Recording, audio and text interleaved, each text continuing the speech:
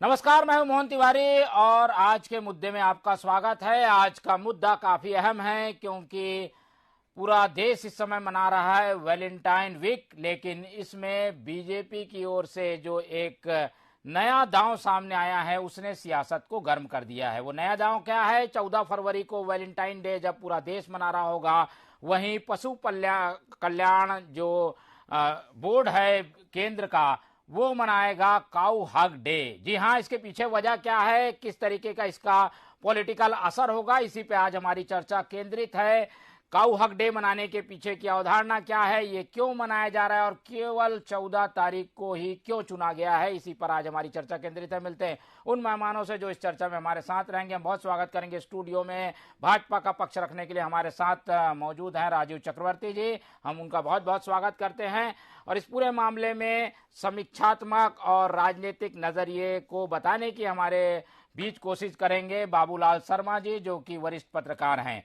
कांग्रेस का पक्ष रखने के लिए हमारे साथ जुड़ रहे हैं रुपेश दुबे जी, जो कि किसान भी हैं, गाय की सेवा भी करते हैं और गांव से भी जुड़े हुए हैं। तो दुबे जी भी मौजूद हैं कांग्रेस की ओर से। तो तीनों मेहमानों को मैं बहुत स्वागत करता हूं और सबसे पहले रुख करता हूं बीजेपी की ओर।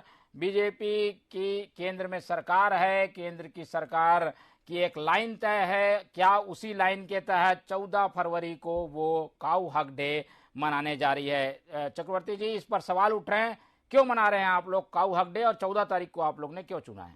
सबसे पहले तो मोहन जी, आपने बहुत अच्छा विषय रखा है, मैं उसके लिए आपको बधाई देता हूं। देखिए, ये जो 14 तारीख जो वैलेंटाइन डे होता है, ये एक अपसंस्कृति है विदेश की, जिसमें उपभोक्तावाद और अश्लीलतावाद का बहुत बढ़ावा होता है और समय समय पर इसको लेकर बहुत विवाद होते हैं कि ये हमारी संस्कृति नहीं है। जिस प्रकार से आप देखते हैं कि चौक चौराहों पर, पार्क में लोग आलिंगन करते हैं प्रेमी प्रेमिकाएं, हालांकि प्रेम वर्जित नहीं है, प्रेम तो अभिव्यक्ति है, हृदय की अभिव्यक्ति है, लेकिन उसे सार्वजनिक तौर पर मनाकर कहीं ना कहीं हमारे युवा वर्ग, जो दूसरे जो छोटे बच्चे हैं, उनके मानसिक बहुत विपरीत प्रभाव पड़ता है।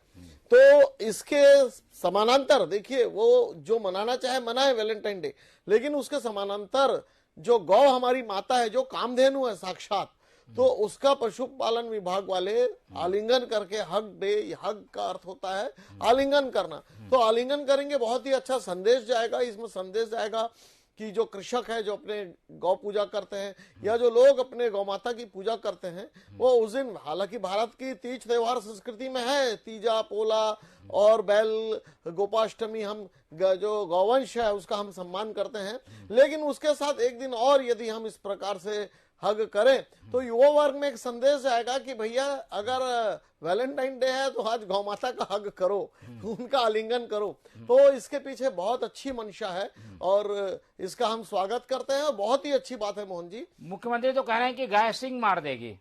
नहीं, मुख्यमंत्री जी तो भारतीय जनता पार्टी के हर कार्यक्रम में टिप्पणी करते हैं कि गाय सिंह मार देगी, और वो जब पोला में पूजा करते हैं तो कहते हैं कि छत्तीसगढ़ का पहला मैं व्यक्ति हूं जो गाय की पूजा कर रहा हूं। यह पोला त्योहार पहले मनाया नहीं जाता था, वो भूपेश बघेल जी ने मनाया जिंदगी में पहली बार, यह सिखाया।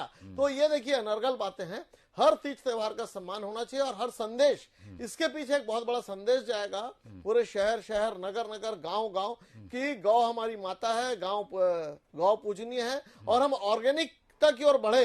क्योंकि जिस प्रकार से सिंथेटिक दूध का प्रयोग हो रहा है या जिस प्रकार से हम देख रहे हैं कि प्रदूषण फैल रहा है, तो गाय के साथ जो पुराना रिश्ता था, एक समय था मोहन जी, मैं आपको बता दूं, हर कृषक के पास 100-200 गौवंश हुआ करता था, हालांकि वो गिनती नहीं करता था कि कितना लीटर दूध आ रहा है। तो वापस उसी संस्कृति की ओर, अब हालांकि लोगों के घर छोटे हो गए हैं, लेकिन गांव के ओर के लोग भी अब वापस गौ पालन की ओर जाए और जो विभाग है वो इस ओर जाए। ये बहुत अच्छा संदेश। चलिए, ये आयोजन की मंशा तो समझ में आ गई, लेकिन 14 तारीख की तिथि का कुछ सही जवाब नहीं आया। हम फिर से जवाब लेंगे, लेकिन एक बार फिर से हम रुख कर लेते हैं कांग्रेस की ओर। दुबे जी, आपने बातें सुनी, धन्यवाद करने के बाद हम ये उम्मीद करते हैं कि गाय वोट देने के लिए नहीं, बल्कि उनका सम्मान हो, उनको संस्कृति से जोड़ा जाए, और इसी बात पर आज इस चर्चा को हम खत्म करते हैं। देखते रहिए TV 24।